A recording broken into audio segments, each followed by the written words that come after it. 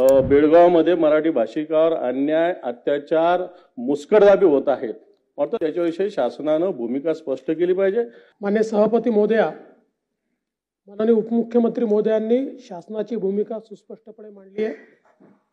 महाराष्ट्रातलं सरकार आणि महाराष्ट्राचं विधानमंडळ हे एकमताने आणि पूर्ण शक्तीने सीमावर्ती भागातील आमच्या मराठी बांधवांच्या पाठीशी आहे.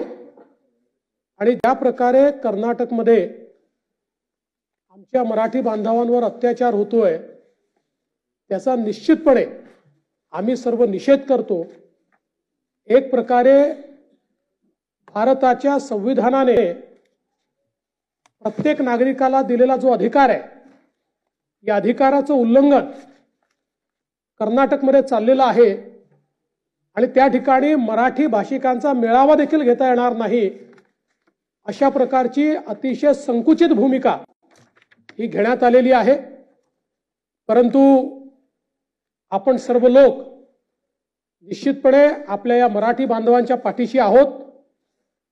मागच्या काळात आपण निर्णय घेऊन त्यांच्याकरता शिक्षणाची, आरोग्याची सेवा देखील महाराष्ट्राच्या माध्यमातून उपलब्ध करून दिली आणि सातत्याने जोपर्यंत सर्वोच्च न्यायालयामध्ये हा लढा आपल्या बाजूने त्याचा निकाल येत नाही तोपर्यंत आपण लढतच राहणार आहोत हा निर्धार देखील या निमित्ताने मी व्यक्त करतो. आणि तिथल्या संघर्ष करणाऱ्या तमाम मराठी बांधवांना एवढंच सांगू इच्छितो की 12 कोटी महाराष्ट्राची जनता आणि जगभरातले मराठी माणसं ही पूर्ण एक दिलाने तुमच्या पाठीशी आहेत.